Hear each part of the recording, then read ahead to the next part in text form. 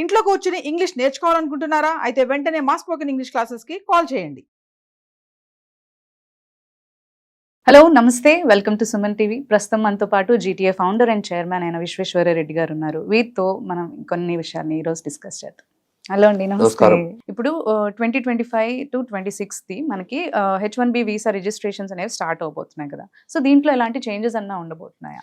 అంటే టిపికల్గా every year physical year అంటారు వాళ్ళకి. ఇమిగ్రేషన్ ఫిజికల్ ఇయర్ అనేది మాకు అక్టోబర్ నుంచి మొదలవుతుంది. ఓకే, అక్టోబర్ 2025 టు మళ్ళీ సెప్టెంబర్ 30th 2026 వరకు ఉంటుంది. ఇక్కడ ఎట్లా financial year January to December ఉంటుందో, అంటే US లో financial year January to December ఉంటుంది. ఇండియాలో financial year March to April ఉంటుంది. April 1st to March 30th లాగా ఉంటుంది. Immigration physical year in US ఎలా ఉంటుందంటే October 1st to September 30th లాగా ఉంటుంది. సో అక్టోబర్ 1st H1B ప్రోగ్రామ్కి మార్చ్ 1st నుంచే వాళ్ళు స్టార్ట్ చేస్తారు టు రిక్రూట్మెంట్. సో మార్చి ఈ ఇయర్ 2025 మార్చ్ 7th రోజు స్టార్ట్ చేస్తున్నారు registrations. It's totally online registration. Eligible aspirants from regular category and masters category. వాళ్ళకి రెగ్యులర్ కేటగిరీ అంటే గ్రాడ్యుయేట్ కేటగిరీ అని. సో వాళ్ళకి ఒక 65,000 H1BC ఇస్తారు ఎవ్రీ ఇయర్. ప్లస్ 20,000 US లో మాస్టర్స్ చేసిన వాళ్ళకి ఇస్తారు.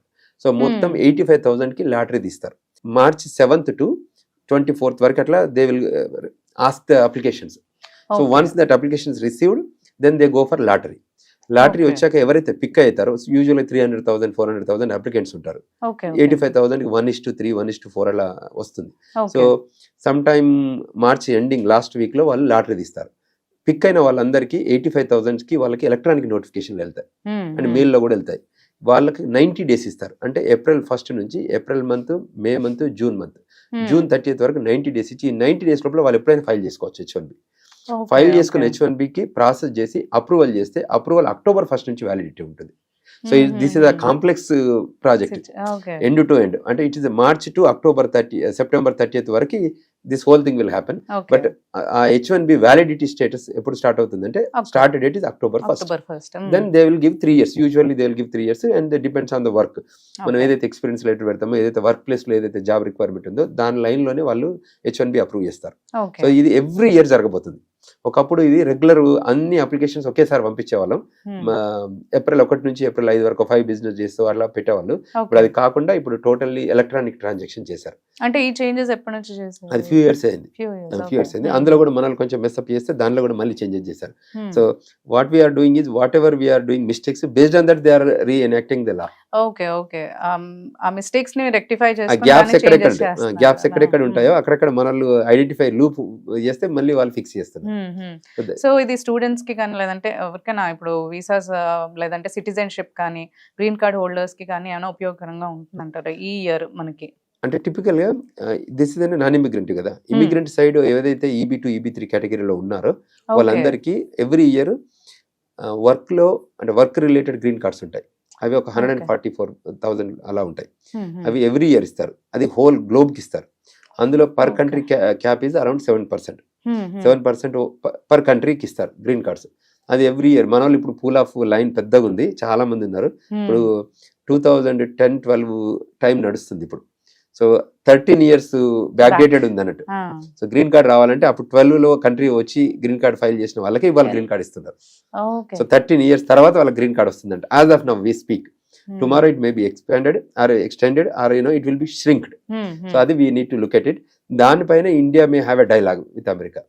సో ఆపర్చునిటీ ఇవ్వండి, లేదంటే దానికి ట్రంప్ కూడా చాలా పాజిటివ్ ఉన్నాడు.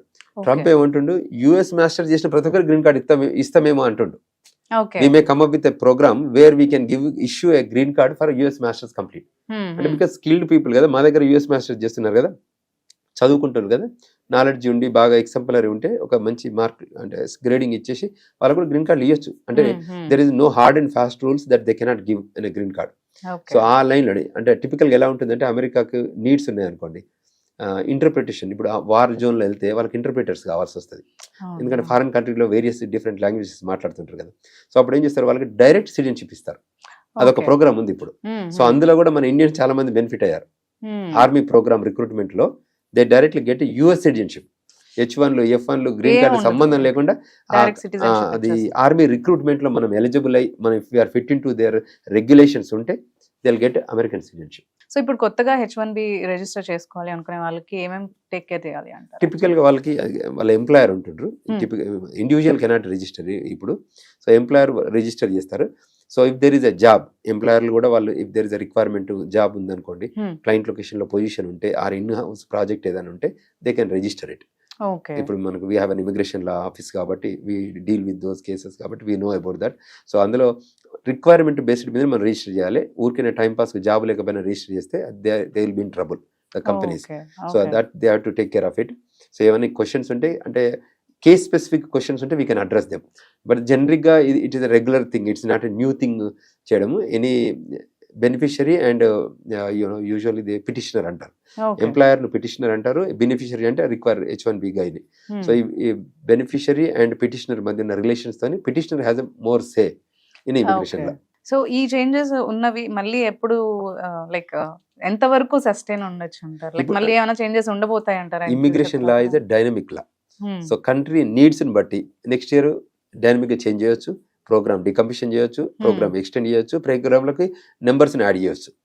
కంట్రీ ఏం చేస్తుందంటే దే రీఎవాల్యుయేట్ ఎవ్రీ మంత్ వాళ్ళు కూర్చొని మాట్లాడతారు. మన కంట్రీలో ఇప్పుడు ఎంతమందికి జాబులు ఉన్నాయి, ఎంతమందికి జాబులు పోయాయి, ఎంతమంది అన్ఎంప్లాయ్మెంట్ బెనిఫిట్ ని క్లెయిమ్ చేస్తున్నారు. సో ఆ లైన్స్ లో డిస్కస్ చేస్తుంటారు. డిపార్ట్మెంట్ డిస్కస్ చేసి అందులో ఉన్న వాల్యూస్ అంటే okay we need nurses, okay let's put up a programme for nurses. Then department of labour, department of state, USCIS ఈ మూడు కలిసి జాయింట్ గా ఒక ప్రోగ్రామ్ తీసుకొస్తాయి. సో దాని బేస్డ్ మీదనే వాళ్ళు నర్సెస్ లోపలికి రాణిస్తారు. డాక్టర్స్ స్కేర్సిటీ ఉంది కంట్రీలో, చాలా మంది పాండమిక్ లాంటి ఇష్యూస్ వస్తాయి కాబట్టి we need more doctors rural of USA. So అటువంటి ఏరియాస్ లో మళ్ళీ ఒక ప్రోగ్రామ్ డాక్టర్స్ మీరు రండి మీకు తొందరగా గ్రీన్ కార్డు ఇస్తా ఉంటారు. ఏదైనా ఇన్సెంటివ్ ఉంటేనే కదా వాళ్ళు కంట్రీ దాటి బయటకు వచ్చేది. సో ఎక్కడైనా ఆపర్చునిటీ ఉంటుంది కదా. తర్వాత మీకు తెలిసి అక్కడ EB5 ప్రోగ్రామ్ అని ఉంటుంది. EB5 అంటే investor based green card. So అటువంటి ఆపర్చునిటీస్ ఉంటే వాళ్ళకి అది కూడా పిలుస్తారు. అలాంటివి ఈ చేంజెస్ అక్కడ ఉన్న సిచ్యువేషన్స్ ని బట్టి చేంజెస్ అనేవి వాళ్ళు ఎంత ఫ్రీక్వెంట్ గా తీసుకోవాలనేది బేస్ అయి ఉంటుంది. Correct. Okay, thank you. Thank you sir.